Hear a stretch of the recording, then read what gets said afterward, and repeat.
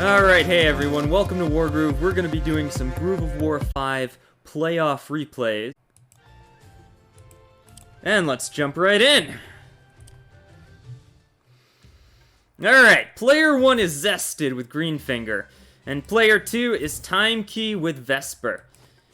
It's said that Greenfinger can theoretically counter Vesper on some maps, because Greenfinger has a medium charge groove that can drop vines. You know what, let me slow down the movement speed a little bit for you guys. That's just way too fast. Let's slow that down a bit. Default. Alright, there we go. Little easier to watch. So Greenfinger with a medium charge groove is said to be able to counter Vesper because Greenfinger can drop vines and deny Vesper the ability to fight. If Vesper can't get in close, Vesper can't groove, and if Vesper can't groove, then how's Vesper going to play the game? And the idea is that Greenfinger can use the vines to get a second groove before Vesper can really make use of their first. But this is a really big map, guys. This is a very big map. I'm not sure if the rules really apply here, because if Greenfinger throws vines in one place, Vesper can groove in another place, so this might be fine for Vesper.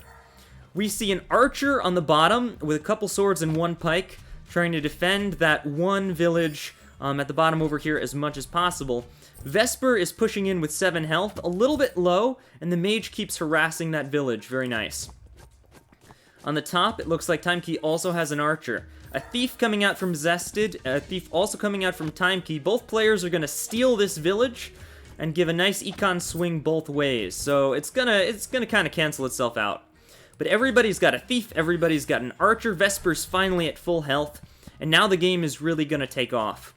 We see both players are fighting for these corners. Zested's trying to take the top left, and Timekey trying to take the bottom right. Both players have an archer defending their stronghold with a lot of pikes, and maybe an air unit. I like the Harpy build from Timekey. That's going to do a good job of threatening off this knight. Knight can't do anything with all these knight counters. The mage kind of moves in a little bit next to Greenfinger, but it has to back off too. And in the end, this is going to give Timekey the ability to push Greenfinger off a little bit. Harpy just flies down, and Mage Shield drops on Vesper, so that Vesper can get a nice clean village cap, and the sword just goes right in and takes it, completely ignoring Greenfinger, with a pike to cover. Mage Greenfinger can do some heavy damage here, but Vesper has a lot more troops. The archer's pushing up, and letting Zested kind of push a little bit out of their stronghold, but this big army's sort of forcing them in place. I'm gonna mute my Discord so it stops pinging. Alright, we see a giant coming in from Zested on the defense for their stronghold. That's gonna be really great. It's hard to push into a giant on this map. Vesper gets a very clean hit onto Greenfinger, lots of damage, lots of pressure. But as long as that mage is sticking around, the Harpy can't really do much on this theater. Timekey stacking double Harpies here. That mage can't deal with both of them, and now they're safe from the mage. Really great position, but Greenfinger does have groove. We see Zested pushing out a little bit, trying to bring the troops over, maybe reclaim some of these villages. Ultimately, if you look at the economy, it's pretty even, guys. 1,200 a player. Units are even. Econ is even. This is very even and straightforward. Greenfinger throws down some defensive vines, which I really don't like. As Greenfinger, you want to put your vines next to your army. You want them to be useful right away, because they'll start decaying over time. I don't like using them defensively like this, because Vesper can just ignore them and let them take free damage every turn. That's probably a wasted groove. Greenfinger probably should have just healed there instead of grooving. I get it, he wants to try to move to their next groove as quickly as possible, but it might have been good to hold on to the vines for one more turn. Vesper has a very big force in the center of the map. Lots of units very focused on pushing down the center. But meanwhile, Zested is focusing on stealing economy on the corners and has managed to steal away a good 200 econ lead from Timekey. As soon as the vines stop moving, I can show you the score. You see, this puts Vesper 200 ahead, and they have a very, very nice unit count lead, but keep in mind most of that is vines and villages. It's not real unit count in a sense. Timekey's going in, I see lots of damage coming out, and the mage does go down. This lets the Harpies attack very freely, finishing off that pike. A beautiful attack by Timekey. So much damage. Vesper is very low. I wonder if there's a potential kill here. but I don't think there is. There are no suicides available. Greenfinger, because of that Harpy, can't get to Vesper. There's only one side exposed and a weakened Golem. Vesper is totally safe. This was a really, really great attack by Time Key, and most of Zested's army is stuck on the left side of the map. There's not much they can do. Witch goes in to free up Greenfinger, but he still can't make it to Vesper, instead just settling for some damage as much as possible, but that dog took as much as it gave. The Vines are coming in, Knights coming in. Zested is trying to move their army into Vesper, using the Vines to give a little extra cover, even dropping a Mage Heal on 2 of the Vines, but I really don't know if that 300 gold was worth it, because those Vines aren't doing anything. That's my biggest problem with Zested's strategy here. The Vines just are not making themselves that useful. They're covering like a few units on this side, but it's not doing that much. Alright, double Archer for Zested, but they're in the wrong spot. Time Key moves over, and Pike crits the Knight, takes it out, uses a sword and a weakened Pike to kill a sword. Very efficient. That Archer just keeps chipping away at that village, and we see a sword go in on a Pike just to delay the attack on these villages. Sword comes in, and Time Key manages to recover economy by taking a center village. Now, the center villages don't hold for very long, but you can use them as some temporary economy. And Time Key is actually backing up after attacking. Really smart to make sure they get a really good trade. Greenfinger is going in hard on that center village. Like we said, you can't really hold it for long. And Greenfinger has some extra groove and is now at 87%. They're almost at their next groove already, and Vesper hasn't even grooved yet. It's like we talked about, Greenfinger will almost always be able to outgroove a Vesper. That being said, the Vines haven't really done anything, and if anything, they've cost 600 gold worth of healing just to keep them alive. I'm not sure if it's even worth it, because Greenfinger just hasn't been able to make use of those Vines to win trades. Dragon just swoops in and kills a sword of all things. Absolutely no fear. Dog Archer takes down a sword. I'm not sure if that was the right order, but maybe the dog had to move first. A Thief is actually blocking Greenfinger so that a Mage can hit. And here's the Vesper Groove. It was a surround. That's why they were so reckless with the dragon. It was a surround on Greenfinger. Greenfinger is dead. There's no way to survive this. 2 archers, a dragon, Vesper. I don't think there's any way out. Greenfinger can groove, move units in. There are all kinds of options available just to try to make it so that Vesper can't exchange units to attack well, but I don't think it's possible. Witch Hex goes out, which can penetrate the Vesper Shroud. Very nice. Archer takes some of the spot behind the Mage so that the Harpy can stand there. They're basically just trying to prevent Time Key's units from being able to move within the Shroud. If they can prevent them from moving, heal goes off on Greenfinger. Very nice. Then they might not be able to arrange themselves in a way that can kill Greenfinger. Another Hex goes out, even more damage to Vesper. It's going to be very hard to make this attack. Unfortunately, I think that Mage is now in suicide range, which will be all the opening they need. Yes, it is. Maybe too heavy on the Hexes. The Mage was able to suicide, and now that's GG. There's more than enough damage to take Greenfinger down. Well played. Great game, Time Key. Alright, let's take a look at the second game between these two. Time Key takes the first game of this Eastern Playoffs match. The second game is going to be played on Safe Haven. Let's take a look. Alright, Time Key is playing Valder, and Valder is known to be very good on this map, but Zested is playing Koji, and Koji is a near permaban on any map. So it's incredible to see that these two commanders somehow escaped the ban phase. Valder is the master of rushing, and Koji is the master of defense and assassination. In fact, in terms of straight up killing the enemy commander, Koji is right up there with Caesar with "you cannot stand next to me when I have groove." Alright, so we're seeing some very standard openings, lots of thieves coming out. Actually, it looks like Time Key delayed their thief. This will give a huge economy advantage to Zested, but Time Key is going for the Valder shenanigans, which is why they delayed their thief. They used Valder to decap that village to get an early groove, early sword, early aggressive Valder. They're allowing Zested to have that early econ advantage with the thief in order to play some games with Valder. Let's see if it ends up being worth it. Koji posturing with a bunch of swords, but it's not enough to stop Valder from hitting another village and getting another groove. very nice. We see a bunch of units coming out taking villages, but ultimately, if we look at the economy here, Time Key is only ahead 200 at the end of their turn, and Zested still has a Thief, which is depositing. So it is just not worth it. Valder is not gaining an econ lead, which you really need to do because Valder falls off late game, especially against a Koji. That being said, this is a map where having a ton of swords is very, very good because there's only one barracks.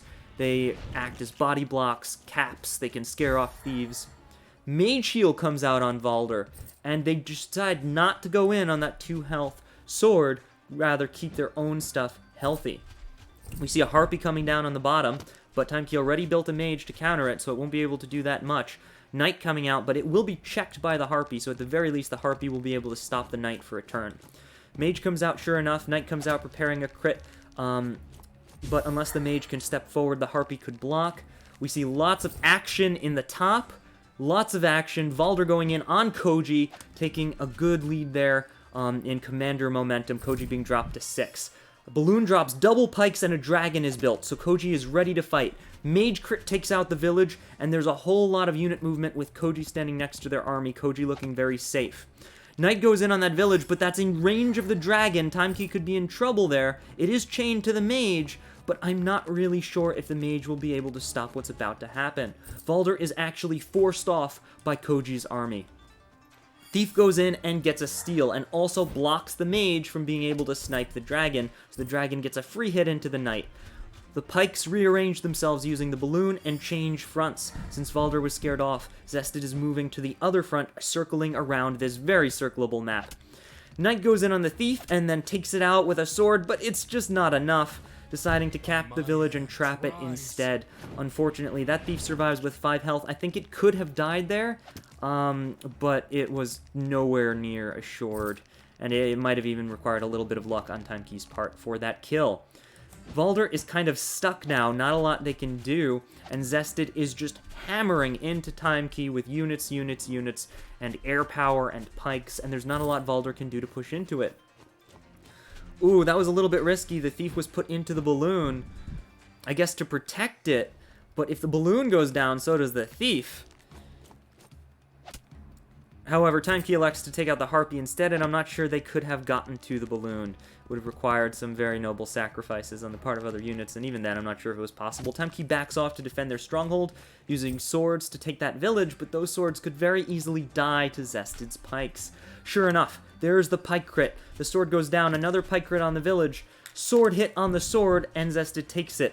Zested is definitely making some plays here, and making Valder look completely useless on a Valder-based map. But that's the power of Koji right there, and also, standard intelligence indicates that Player 2 is kind of strong on this map, although, Player 1 definitely has some strategies that they can use to counter Player 2. I don't think Time Key used them. In any case, Time Key is backing off, and just trying to stand near their pile of pikes and swords and hoping to avoid an attack from Koji. Meanwhile, it's a slaughter in the north. Zested keeps ballooning in more pikes, and the pikes will just completely counter Valder's swords, and they're able to take more and more territory. Koji goes in, weakening a sword. It looks like this could just be game, but let's see what Time Key does. Mage Shield goes out on the sword, enabling a suicide on Koji. Very bold. Witch Hex comes out on Koji. Now, hold on a sec. Dragon Strike, Valder. That was Valder into 48. But unfortunately, that's not enough on planes. You'd need a really high roll to make that work. Koji survives with 2% health. A lethal there was possible, but Time Key did not win the roll, and I'm not sure what the exact odds were. If we look at the math, though, 4-sword suicide plus an average of 85 damage plus an additional 10%. I think maybe the witch should have hexed before the sword suicided. I'm not sure if it would have made a difference. But ultimately, it could have led to that extra 1% at least. Maybe 2. I'm not sure. Probably not 2. Bombs go off on Valder. Big damage. It looks like only one of the bombs is going to be used, though, just enough to threaten Valder off. A thief goes in and steals a village. And the pikes are doing work on Valder's economy. You do not want to be in this situation as Valder, because you have lost the early game. Time Key is down 200 gold. Koji has 2 thieves and quite a lot of units. Now, Koji's sort of rearrangement here does mean that Timekey can make some plays in the bottom if they use their pikes to wipe out Koji's pikes. Witch does major damage to itself in order to kill a sword. Oh! And the thief! Witch takes bomb so that thief could steal the village so that dragon could sneak through and hit Koji, who was standing on the road. Rule number 1, put your commander on the road. Oh my goodness, great game. Really solid play by Timekey, great assassination there. Very nicely played. I did not expect that ending, that was huge. So cool. Yeah, going back to that first lethal, the odds of that happening were pretty low. I think even if Witch Hex first, it wouldn't have made a difference. Koji still would have lived. But great assassinate on the end. That was just GG. Really great use of a thief to clear a village. Great use of a witch to clear a bomb. Koji was banking too much on that bomb being unkillable, but a witch can one-shot a Koji bomb if it can crit it. Remember, that's really important for countering Koji. Very well played. Alright, let's take a look at the next two games. These are Cleaner Code versus Kal-El, and Cleaner Code came in first in the Eastern bracket. So far they've been undefeated, although there were a couple games that did come down to coin flips. They have made a great showing in the Eastern bracket, so I'm looking forward to some very awesome games. Let's check out Cleaner Code versus Kal-El. I just need to pull the code up here, and I'm not sure which map this is. We will find out. Let's dig into it. Alright. Another Safe Haven game with Kal-El going as Vesper and Cleaner Code going as Greenfinger. This is another Vesper versus Greenfinger matchup. They're very popular because it's really not clear who's better and they do similar things. Also, when you ban off the Kojis, the Ragnas, the Caesars, you ban off everything else, the Valders, you're kind of usually left with Vesper Greenfinger. Now, I haven't seen a ton of successful Greenfingers lately in this tournament, like really, really high-level play Greenfingers. Part of the problem is not everybody has practice with Greenfinger.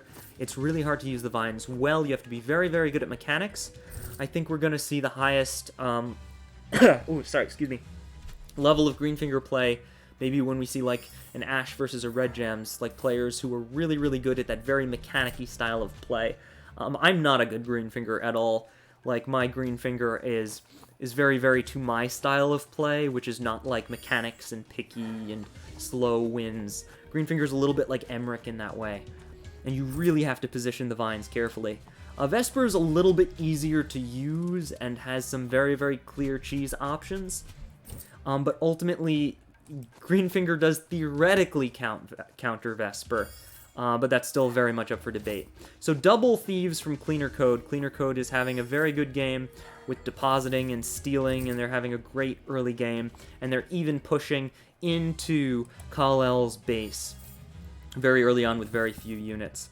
Kal-El has to reposition a knight to try to defend, reposition Vesper. They're not going to be able to push while under attack. They're just trying to stop Greenfinger from getting to the HQ. The knight is not chained to that sword properly, meaning Greenfinger can take out that sword without being crit by the knight, but there's still a threat of surround, so Greenfinger has to be a little bit careful. They go for the dog instead because the dog is worth more. It was 8, so it could be used as a suicide later, and it was just kind of free. It could stand next to that sword and then protect the 6th sword, so a much better movement than attacking the sword. The knight really can't get to Greenfinger at all now, so it's just going to back up, and Kal-El is completely on the defense, which is not where you want to be. Very bold play by Cleaner Code, just runs right in and drops vines, using a sword crit to take a village, and thieves to grab villages. That is how you use Greenfinger Groove right there. Get it, immediately use it, put your army behind it, and make plays. Look at the economy advantage towards Cleaner Code right now, plus 400, lots of unit count. Kal-El, all they can do is attack the vines. Vesper attacks into Greenfinger and immediately gets healed because that dragon threat has to be respected. Just trying to push Greenfinger off and gain some momentum. A Witch Hex even goes out, though I don't agree with that Hex because ultimately means Kal-El can't build this turn. Cleaner Code is just completely shutting Kal-El down. We see sword crit goes out, and because that other sword was on the river, it kills. Greenfinger backs up to heal, probably the right call, and everybody's backing up. The vines did their job.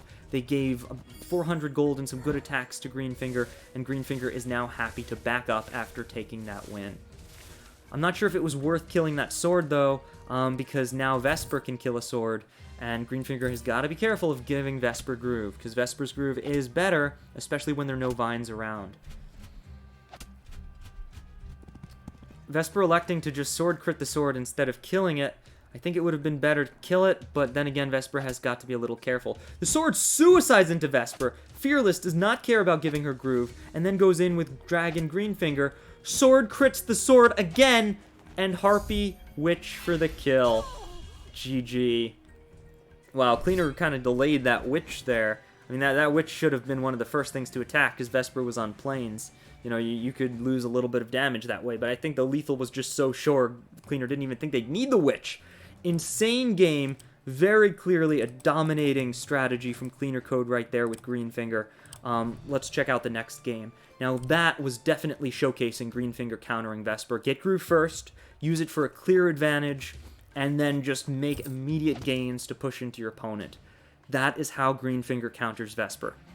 Alright, let's take a look at game 2. We have Kal-El versus Cleaner again, this time on... oh dear, I can never remember the name of this map. It's not Headlands to Deadlands, it's Open Season. Open Season. Alright, so this map is very unique in the sense that both players have a starting rifle, but you can't build any more, and Mercia is very clearly going for a very aggressive opening. Instead of taking these villages here, Kal-El is trying to swoop in on the center villages, maybe do some shenanigan pushes early. Using a sword to decap the 3 village, very nice. Although the rifle is still trapped on Kal-El's side, and the rifle's just hammering away at that village. Meanwhile, Cleaner frees the rifle with a mage crit, and uses the rifle to reload. Not capture a village, which it could have done. Alright, Mercia actually captured this village, but chose not to heal, which is interesting. She just kind of went for a very early attack. I think Mercia is trying to cheese Groove, and then use Groove to heal.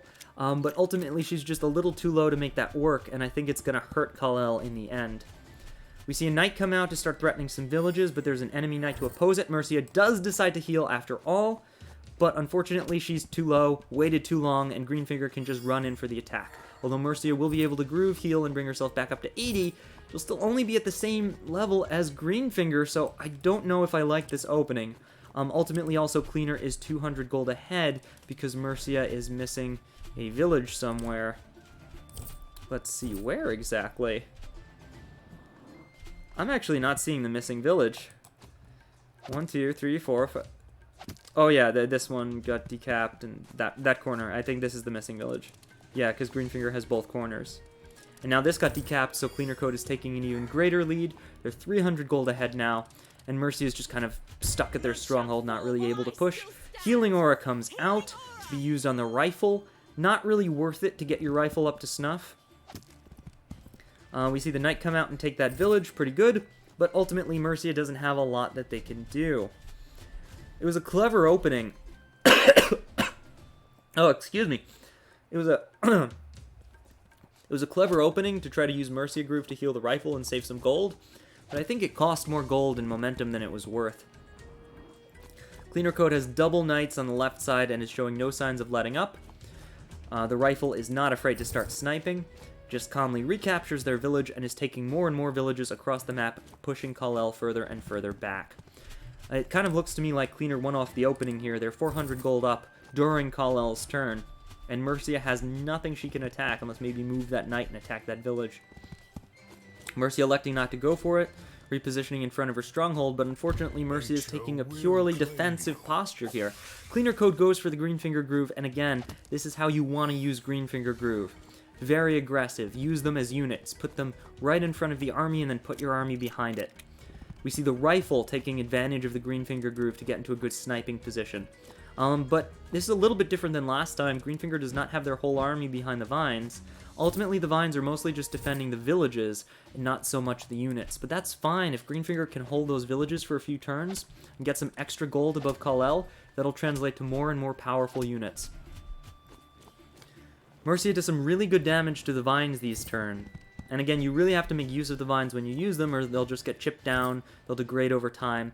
That sword didn't attack. I don't know about that. And the rifle was just able to pick up a clean kill there. The Vines can now move out of the way and open up some stuff. We see Knight attack into the Sword, Sword attack into the Sword. We see a Pike being dropped off to defend Knight from another Knight. Mage goes in, kills the 5-sword. Knight crit comes in, kills the Mage. There's so much damage being done, and now the Vines can just move out of the way and let Greenfinger smack everything. So I take it back. Actually, the army was more in range of those Vines than I thought. The dragon doesn't go for anything. It wants to stay nice and safe, keep that pressure alive. I'm still not sure where Greenfinger is going to stand, but Cleaner probably wants to make sure Greenfinger's safe. Alright, Greenfinger is not completely safe. There are theoretically 3 sides exposed if you can kill the Vines, but that would be quite the ordeal, and I'm not even sure if it was possible or if kill would be left after you do clear the Vines. I don't have enough time to figure it out. Kal-El's not going for it. Ultimately just heals the rifle to snipe the Pike, and then sends Knight in. There's some good damage there. But you probably wanted to Witch Hex first if you were going to Witch Hex. No, it looks like 3 Dog just going to go and finish it off. Hex not going to happen. Kal-El wants to make sure they can build this turn. And we see double Witch, which is very, very, very threatening. And triple Knight. Mercia behind it all. So very much going for like a Mercia play here. Using Dragon plus Witch to take out the Knight and the Dog. Very good Hex. The Pikes are retreating to keep themselves nice and healthy. And we see a Mage crit on a Knight. Knight goes in on a Dog, kills it. Sword goes in on a Knight. Cleaner Code is going full out aggression right now, and the rifle gets another snipe. I gotta say that rifle has been doing some really great work for Cleaner Code. It's been taking a lot of good kills. Kal-El has nowhere to stand. Their stronghold is surrounded, and they really have to take some gains. We see a Hex going out, but it's not gonna do a lot. Another Hex going out, but it's not enough. Greenfinger themselves are in the back of the army. They're not going to be hit by anything. A Mage heal go out. I really don't like this. Basically, Kal-El dumped 900 gold just to rearrange the damage numbers a little bit, but it didn't really lead to more kills, and now they can't build anything. We saw this in the same thing as the previous couple of games. If you dump all your money on spells and don't build, it really comes back to bite you. Greenfinger just pushing in, getting a lot of free kills. This looks like game. This looks like it's just GG here. We see Greenfinger advancing slowly, but staying behind his army. Not really needing to put themselves at risk here. Very aggressive plays. Sword attacking into Sword. Dog going into the Sword. Just getting everything as low as possible. Even throwing a full health Sword into a village, just in case maybe the village can be dropped later. Mercia has Groove, but it can't do anything. Mercia has to attack. Goes in on the dragon, hexes, hits both dragons, but there are 2 dragons. Just the fact that there are 2 dragons and an archer had to attack from melee range should tell you what's going on here. The Knight heals, but now Kal-El can build again. They have no money. Cleaner just has all the money, but they are down to 11 minutes. Cleaner does have to end the game eventually, but if it goes to sudden death, Cleaner will auto-win. I don't think I'm worried, though. It looks like Cleaner will just cleanly take this game. Lots of things going in on Mercia right now. Greenfinger just... going in on the stronghold. And Mercia is completely trapped. She can't do anything. There's not enough to kill Greenfinger on the table. Mercia either has to groove or die next turn. This is over. This is GG. Greenfinger even gets covered from a side. We see a sword go into Greenfinger just to try to hit him down. Mercia has to groove here or she will die to this round. The Knight takes out a sword because it might as well hit something. But ultimately, I think this is the end of the road. Kal-El doesn't even build, just accepting defeat at this point. And Cleaner Code ends the game. GG. Great game. That was a really solid series from Cleaner Code. I've got to say, those were some very clean victories. And Greenfinger both times. Amazing Greenfinger plays from Cleaner Code. I have to eat my previous words. I said we would not see some very clean Greenfinger plays until we saw someone like Ash or Red Jams pick up Greenfinger. But we very clearly saw Cleaner Code make some amazing Greenfinger plays. If you notice what they did every single time they got Groove, they used it, got some villages, and then put their army behind it. That's how you want to play Greenfinger. That's how you can counter Vesper with Greenfinger. That's how you can counter slow chargers with Greenfinger. Get Groove, dump it, army behind it, very solid positioning. Also, Cleaner Code opened much more cleanly than Kal-El did on both maps. They had more villages at the start of each match. It's clear Cleaner Code did a lot of map prep, and was very, very ready for these maps, whereas Kal-El maybe did not refine their openings as much. Ultimately, that matters a lot in these tournaments, and it's one thing that I hope gets changed for GoW6, in that we play on maps that the community is familiar enough with. You don't have to do a ton of map prep just to get the openings, because I gotta say, as someone competing in the tournament, it's exhausting. It takes a lot of work, and Cleaner Code clearly put in the practice and effort to make sure that they were solid on every single map. Really well played, great series of games. I hope you guys enjoyed these couple of games. If you want to see more, I have no doubt that Barrett will do some streaming later this week. I've got my series of playoff games for Eastern coming up tomorrow. I think that's about it. Alright everybody, welcome to Wargroove, and let me know how this outro song goes. I think I've got the volume just about right.